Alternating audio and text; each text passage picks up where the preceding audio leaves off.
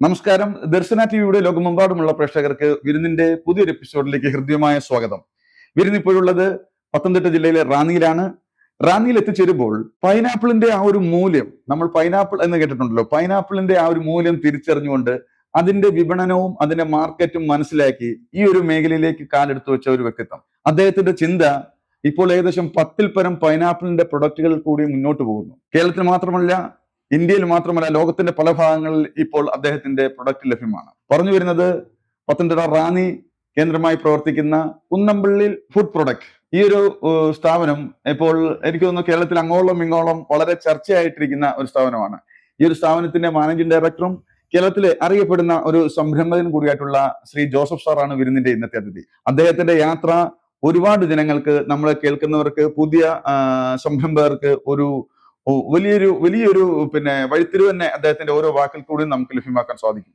വളരെ സ്നേഹത്തോടു കൂടി നമുക്ക് സ്വാഗതം ചെയ്യാം ശ്രീ ജോസഫ് സാറിന്റെ വിരുന്നിലേക്ക്. സാർ നമസ്കാരം.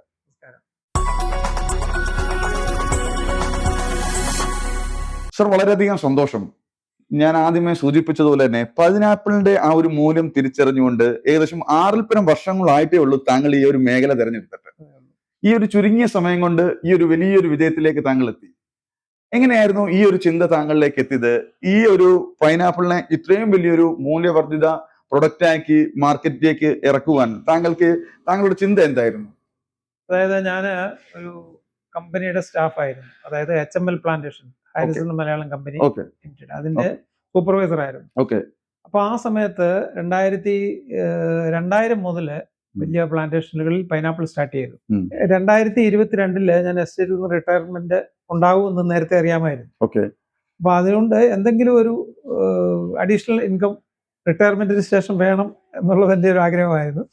അപ്പൊ ഞാൻ ജോലി ചെയ്ത ഫീൽഡിൽ തന്നെ ഉണ്ടായിരുന്ന, ഞാൻ റബ്ബർ എസ്റ്റേറ്റ് ആണെങ്കിലും അതിന്റെ ഇടയ്ക്ക് പൈനാപ്പിളിന്റെ കൃഷി ഉണ്ടായിരുന്നു. എന്തുകൊണ്ട് പൈനാപ്പിളിലേക്ക് തിരിയാൻ ഞാൻ എന്ന് മനസ്സുകൊണ്ട് ഒരു ചിന്ത വന്നു.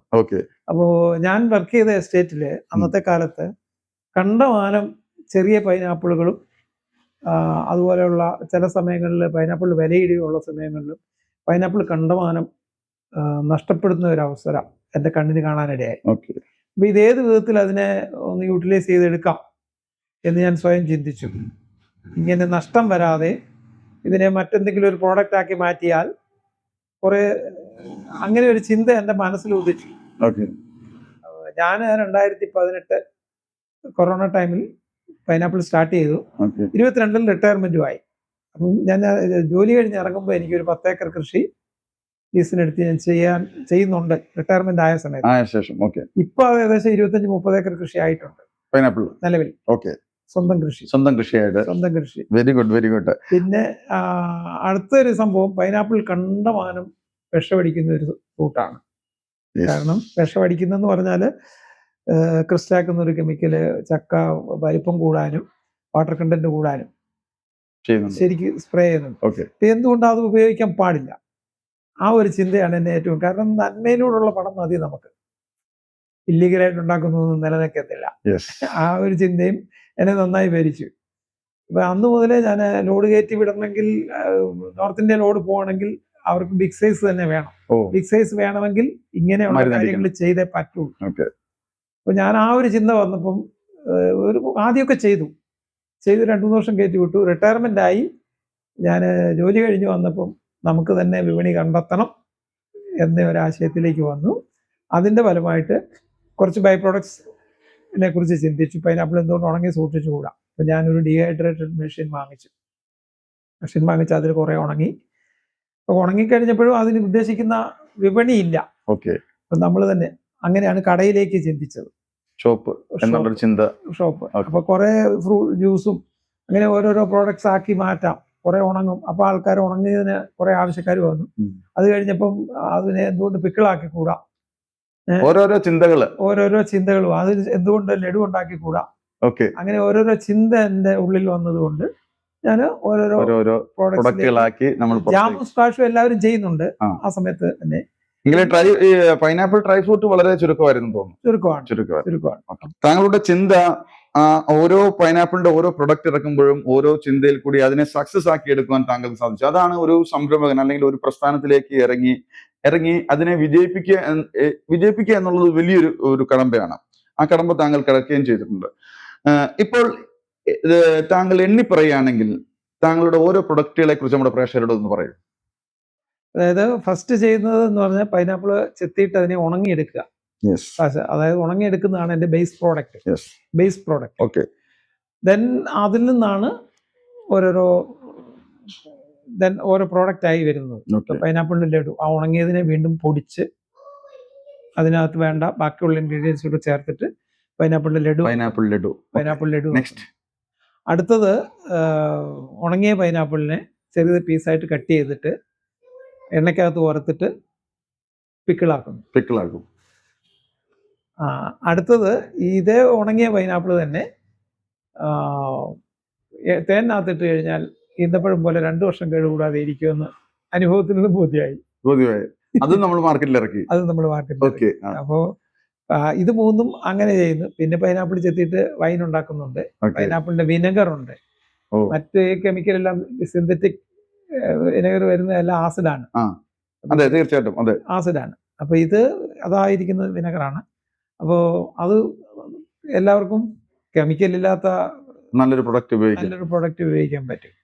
ജോസഫ് സാർ, ഇപ്പോൾ നമ്മളുടെ പ്രൊഡക്റ്റ് ഏതൊക്കെ മേഖലകളിൽ ലഭ്യമാകുന്നുണ്ട്? നമ്മുടെ ഓൺ ഷോപ്പിൽ മാത്രമാണോ അതോ മറ്റുള്ള ഷോപ്പുകളിലൊക്കെ ലഭ്യമാക്കി തുടങ്ങിയിട്ടുണ്ടോ?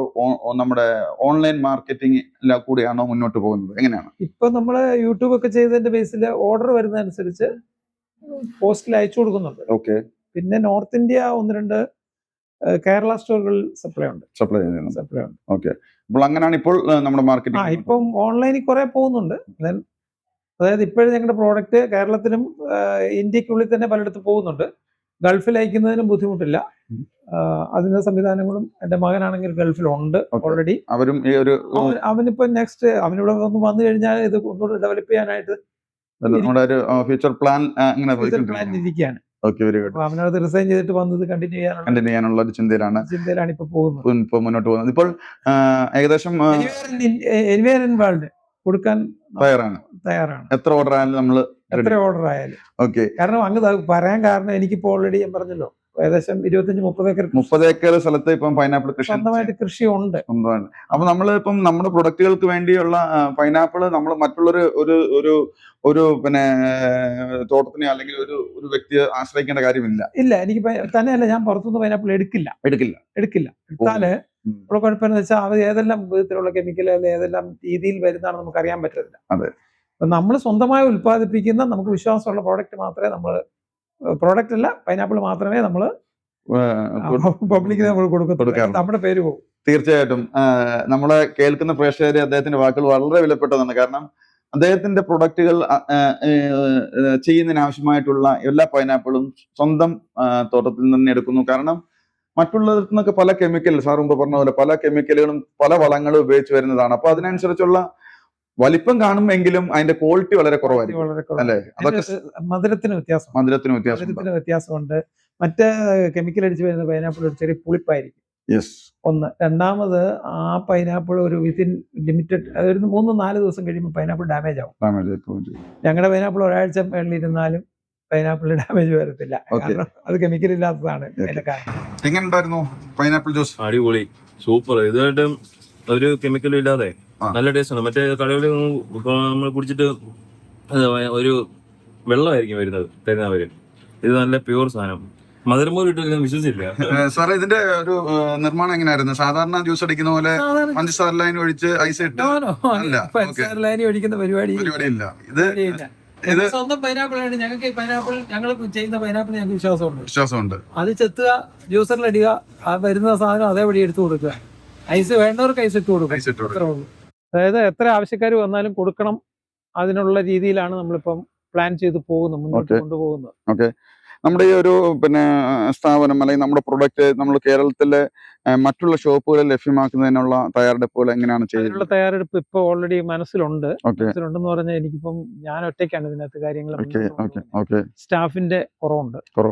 അപ്പോ എന്റെ മകൻ ഗൾഫിലുണ്ട്. ഓക്കെ, അദ്ദേഹം കൂടെ വന്നിട്ട് വന്നിട്ട് നമ്മുടെ ഈ ഒരു പ്രസ്ഥാനം വലിയൊരു ബ്രാൻഡാക്കി വളർത്തും. ബ്രാൻഡാക്കി എടുക്കാൻ തന്നെയാണ്. തീർച്ചയായിട്ടും ഞങ്ങളുടെ ലോകമെമ്പാടുമുള്ള ഞങ്ങളുടെ പ്രേക്ഷകരും ഞങ്ങളുടെ ടീമും നിങ്ങളോടൊപ്പം ഉണ്ടാകും. തീർച്ചയായിട്ടും താങ്കളുടെ ഒരു റിട്ടയർമെന്റ് ലൈഫിന് ശേഷമാണ് താങ്കൾ ഈ ഒരു മേഖലയിലേക്ക് എത്തിയത്. തീർച്ചയായിട്ടും അപ്പോൾ ഫാമിലിയുടെ ഒരു സപ്പോർട്ട് വളരെ വലുതാകണം. കാരണം വിശ്രമ ജീവിതം നയിക്കേണ്ട ഒരു സമയത്ത് വീണ്ടും ഒരു വലിയൊരു പ്രസ്ഥാനത്തിന്റെ അധിപനാകുക. അപ്പോൾ കുടുംബത്തിന് സപ്പോർട്ട് താങ്കൾക്ക് എത്ര? കുടുംബത്തിന് സപ്പോർട്ട് ഫുൾ സപ്പോർട്ടാണ്. ഓക്കെ, എങ്ങനെ? ഫാമിലി ഫുൾ സപ്പോർട്ടാണ്. ഓക്കെ, വൈഫ് പേര് ജോളി. ഓക്കെ, 2 മക്കള്, ഒരു മകനും ഒരു മകളും. വളരെ സന്തോഷകരമായിട്ട് പോകുന്നു. ഓക്കെ, അവരൊക്കെ ഈ ഒരു മേഖലയ്ക്ക് താങ്കൾക്ക് നൽകുന്ന കരുത്ത് അതിനെ തീർച്ചയായിട്ടും അവരുടെ ഫുൾ സപ്പോർട്ടുണ്ട്. ഫുൾ സപ്പോർട്ടുണ്ട്. അല്ല ഞാൻ ഒറ്റയ്ക്ക് വിജയിക്കാൻ പറ്റില്ല. അതെ, സാർ വളരെയധികം സന്തോഷം. താങ്കളെ പോലുള്ള അനുഭവ സമ്പത്തുള്ള വർഷങ്ങളുടെ ഒരു അനുഭവ സമ്പത്തുണ്ട് താങ്കൾക്ക് ഈ തോട്ടം മേഖലയിൽ തന്നെ. തീർച്ചയായിട്ടും അപ്പോൾ അതിൽ നിന്നും ഊരിത്തിരിഞ്ഞു വന്ന ഒരുപിടി നല്ല ഓർമ്മകളാണ് താങ്കളെ ഈ ഒരു വലിയൊരു പ്രസ്ഥാനത്തിന്റെ അധിപനാക്കിയതും ഈ വിജയത്തിലേക്ക് എത്തിച്ചതും. നമ്മളെ കേൾക്കുന്ന പ്രേക്ഷകർക്ക് അല്ലെങ്കിൽ പുതിയ തലമുറയ്ക്ക് ഈ ഒരു മേഖലയിലേക്ക് ഇറങ്ങാൻ ആഗ്രഹിക്കുന്നവർക്ക് താങ്കളെ പോലുള്ള ഒരു വ്യക്തിത്വത്തിന്റെ അഭിപ്രായം അല്ലെങ്കിൽ ഒരു നിർദ്ദേശം വളരെ വിലപ്പെട്ടതാണ്. എന്തൊക്കെ ശ്രദ്ധിക്കണം ഈ ഒരു മേഖലയിലേക്ക് ഇറങ്ങുമ്പോൾ അവര് എടുക്കേണ്ട മുൻകരുതലുകൾ എന്തൊക്കെയാണ്? എനിക്ക് പൈനാപ്പിൾ മേഖലയിലേക്ക് പുതുതായി കാൽ വയ്ക്കുന്നവരോടും ഇപ്പോൾ നിലവിൽ ഓടിക്കൊണ്ടിരിക്കുന്നവരോടും പ്രോഫിറ്റ് മോട്ടീവ് എന്നതിലുപരി എനിക്ക് കൊടുക്കാനുള്ള നിർദ്ദേശം, അത് വളരെ പ്രധാനപ്പെട്ട ഒരു കാര്യമാണ്. എല്ലാവരും പ്രോഫിറ്റ് വേണം വേണ്ടെന്ന് പറയുന്നില്ല. പക്ഷെ പ്രോഫിറ്റ് മോട്ടീവിനുപരി നമ്മുടെ രാജ്യത്തെ വിഷമുക്തമാക്കണം. അതാണ് എനിക്ക് പുതുതായിട്ട് ഈ ഫീൽഡിൽ വരുന്ന ആരോടാണെങ്കിലും എനിക്ക് പറയാൻ ഇതാണ്. കാരണം പൈനാപ്പിൾ വിഷമാണെന്ന് പൊതുവേ ഒരു ചിന്താഗതി മനുഷ്യന്റെ ഉള്ളിലുണ്ട്. ആ ഒരു ചിന്താഗതി തിരുത്തി കുറിക്കുന്ന ഒരു പുതുതലമുറ ഉണ്ടാവണം. അതന്നെയാണ് ഈ പുതുതായിട്ട് ഈ ഫീൽഡിലേക്ക് വരുന്നവർക്ക് കൊടുക്കാനുള്ള നിർദ്ദേശം. വളരെ വിലപ്പെട്ടതാണ്. നമ്മുടെ ഇനി വരുന്ന തലമുറയ്ക്ക് വിഷമില്ലാത്ത ഒരു പ്രൊഡക്റ്റ് നൽകുവാൻ ഇനിയെങ്കിലും വരുന്നവർക്ക് സാധിക്കട്ടെ എന്ന് ഞങ്ങളും ആഗ്രഹിക്കുന്നു. താങ്കളുടെ വിലപ്പെട്ട അഭിപ്രായം നമ്മളെ കേൾക്കുന്നവര് അവരുടെ ഹൃദയത്തിൽ ഉൾക്കൊണ്ട് അത് പ്രാവർത്തികമാക്കട്ടെ എന്ന് ഞങ്ങളും ആഗ്രഹിക്കുന്നു. താങ്കളുടെ എല്ലാവിധ ഫ്യൂച്ചർ പ്ലാനുകളും ആശംസകളും പ്രാർത്ഥനകൾ നേർന്നുകൊണ്ട് നിർത്തുന്നു. നന്ദി, നമസ്കാരം. Okay, thank you.